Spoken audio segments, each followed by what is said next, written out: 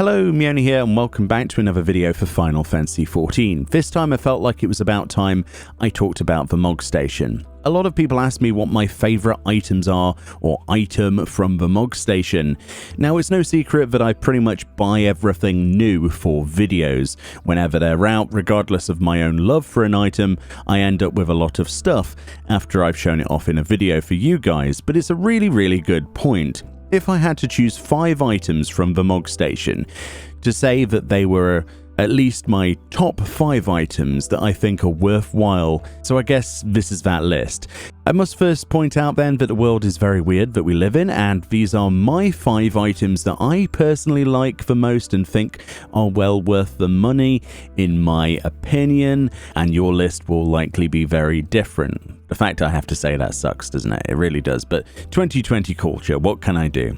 Let's start off then with a nice juicy item. So if you want to take the best value for money to heart then, from a mount perspective, the SDS Fenrir bike mount is a very good item for new players and old players alike, especially when new expansions come out. It's one of the more expensive items on the Mogstation, but this mount is actually very useful. Originally then, this was a reward for purchasing the 2018 to 2019 Fan Festival tickets, but it's actually on the Mogstation now for all to buy. What makes this mount special then, other than the crazy motorcycle music from Final Fantasy VII that it plays as you ride around, the obvious Advent Children Final Fantasy VII references from the aesthetics of the bike, and the fact that it's actually a motorbike in Final Fantasy XIV, which is amazing, is that it has a really interesting advantage over other store-purchased mounts. That is then that this mount will travel at the first enhanced level of mount speed in areas where increased mount speed is available. To note, this actually only works in the Shadowbringers zones. I did a bit of rigorous testing in the old zones, and apparently it doesn't affect there at all, even though it doesn't directly say that on this tooltip, but it's definitely a really useful thing to note for Shadowbringers content, and does give a significant edge, especially for somebody who is working their way through that content. Myself, I remember a few of us were using the SDS Fenrir to level a lot faster by getting between fates a lot quicker than we ordinarily would, especially for the hunt marks as well. Not completely game-breaking in my own opinion, and I know a lot of people are torn on that, but it is a very useful item nonetheless that you can purchase with real money. Want to do a hunt and don't have flying? This mount is also great for that. In general, it's very good at getting to places fast, much faster than you would ordinarily, and does actually result in sometimes you not missing fates or something like that, especially in areas where other players might have flying mount capability and you don't. Perhaps you want to take part in that, well, this will actually give you a better chance. Some people have accused it of being very pay to win.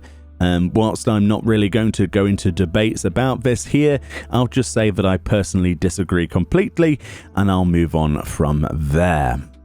Okay, so second on my list, there are no sort of direct orders to this or any real way. It's just really sort of 5 items that I really liked, as opposed to 5 in any particular order. So the second item I chose then is quite simply the wind-up Lulu minion. I'm sorry, a minion had to be on here, and I think that the Final Fantasy X items are just frankly brilliant. They look exactly like the source material, represent an amazing Final Fantasy game, and also make me quite sad that there is no bigger crossover than this with FF10. Lulu was originally then the reward for the direct or virtual ticket you could buy for FanFest Tokyo back in 2016, but since then all 3 minions, Yuna, Riku and Lulu, are all on the Mogstation to buy thanks to popular demand, and the fact the original virtual ticket purchasing system on that horrible website was absolutely awful. Square Enix even apologized for it and then went forward with these store purchases as well. It's nice to know going forward then that they're sticking to simple store purchases for FanFest, and it does sort of alleviate a lot of the problems we've had previously, as the old method was so bad and caused massive headaches for both the consumer and indeed Square Enix themselves. I also like to summon Lulu now and again and see the little Moogle plush run around, one of the coolest minions you can buy in my opinion. Third up then, I want to talk to you about our Lord and Saviour, the Bonds of Eternity, the wedding plans. Yes, this had to be on the list because I think it would be just not good to not mention it. You can get a free wedding, the Gold wedding or the Platinum tier wedding. The Gold and Platinum tiers come with minion gifts for your wedding guests, which is the Demon Brick and the Bride's Moogle as well. You can get that one now. You also get fully dyeable wedding outfits for the Platinum and Gold versions with small variations. Basically, the Platinum plan has a slightly better dye options and more sort of frills on the dress, so to speak, in the tuxedo, compared to the Gold plan. And you also get a 2-person white chocobo mount for Gold and Platinum as well. Free people, so you can just literally add this to your basket and find someone to marry. If you do a free plan, then you get the Embrace emote, the Eternity Cake housing item, a free hairstyle, a nice tuxedo or dress that's undyeable but is actually white, and the Eternity ring. The paid people get all of that as well, but as a free ceremony, that is quite a lot of cool stuff that you don't want to miss out upon. Even if you don't actually like the other person or you're not, attracted to them in any way, it doesn't mean that. It's just an eternity, it's just a ceremony in game, and you can basically get some cool free stuff by doing it. The Eternity ring is actually my favorite part of this, available to all tiers. If you play with your bonded partner all of the time, which there's a good chance of that if you've chosen someone you actually like or a good friend of yours, then there's a good chance they might be doing activities in the game that you also might want to be involved in. The beauty of this ring then is that you can actually interact with this, right click it or whatever on the controller whilst it's either equipped or indeed unequipped in your armory chest, and you can actually right click and press use to infinitely teleport to your other half. It never has, it never runs out of charges. You get infinite charges of this. However, it has a rather large cooldown as well, so it's a few hours, I think, something like that, an hour, maybe 2 hours, something like that, to prevent misuse, but it's really, really useful. So if your partner is doing, say for instance, a hunt and need your help really badly because they're losing health and they need you to go and heal them, have no fear of loading multiple screens to go and help. Traditionally, just tap the ring and boom, one loading screen later, then you're literally on the same place that your partner was stood as they were actually, as you press the button, basically. So if they're dead, then you can res them straight away. If they're still alive, then obviously you can heal them up and continue with whatever you're doing. It's really amazing, and it only works in open world areas. There are some restrictions to that. It won't work in Eureka, it won't work in dungeons or some other instance places as well, but it will work in the overworld pretty much everywhere. So if there's a fate up, you can port to them, or a hunt or something. It's really, really useful for hunts. Me and Rose used to do that quite a lot. By far, the free plan, being free, is a must-have for any Final Fantasy XIV player, new or old, for the amazing quality of life that ring brings to you, the glamour you get, the hairstyle, and the emote. It's a very generous series of rewards for free, and also a great way to make memories for this game that no doubt, once you've had those memories, you'll be more invested in playing far into the future. So the fourth item I chose then for this list, I wanted to choose a glamour. It had to be on here. I'm trying to choose one from each of the categories I care about. And I have to stress here that the gender lock on outfits in this game to some larger degree is a big issue, and it's not something I completely disagree with. I think more things should be gender unlocked, and honestly, the Peacock attire is frankly amazing for this. It's very rare that an item gets made and put up for sale that can be equipped by both genders in the game and actually looks good at the same time. The robe is excellent, lavishly detailed, full of great points of interest, be that the peacock feather designs, the inlaid gold and brass metals, the stitched peacock on the back of the robe itself. Then you have that hat, which is one of the weaker points of the set in my own opinion, with its traditional style and 3 long feathers draping down from it. The skirt is a very decent size and has details that you can basically turn on or off depending on the chest you equip, that removes the details at the top there, or actually applies them depending on what you actually wear with it. And yes, it actually allows for nice lower robes to be used on male characters, of which there isn't many, options in the game. I have seen people use this to make Xenos Ye Galvus glamours, which is frankly amazing and just shows the creativity this allowed for. The gloves are absolutely incredible as well, offering leather and metal, which has so many more uses than just one visual theme or another.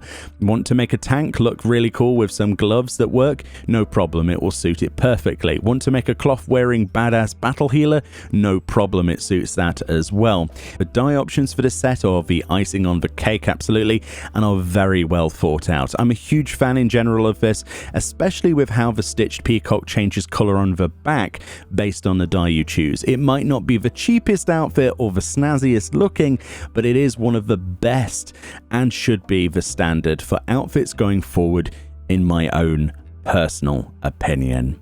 And the fifth item then, the last one, again in no particular order, I wanted to choose an emote just simply because I wanted to cover all of the categories that, you know, I would purchase usually if it wasn't for just buying them for videos. Emotes are a ton of fun, and honestly I enjoy earning them quite a lot in the game, more than I do buying them, but there are some great choices to be had, be that previous event ones that are unavailable anywhere else now apart from the cash shop, which you might have missed out with, such as the amazing cheer waves from the Little Ladies Day, or the splashing in the water, which can even be used to splash around in lava during Crystal Tower runs, which is, you know, infinitely amusing.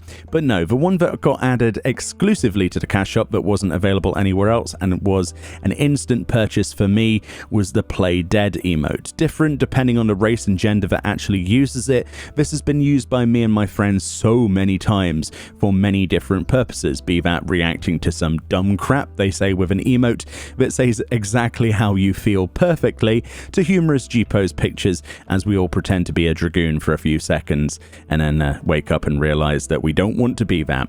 The emote is a must-have unless you are an actual dragoon in the game, which comes free with your job obviously, but memes aside, it is a really nice thing to have. Alright, there we go, 5 items I would throw money at again and again if I had to, and if I was a new player I would certainly consider looking at these before other items.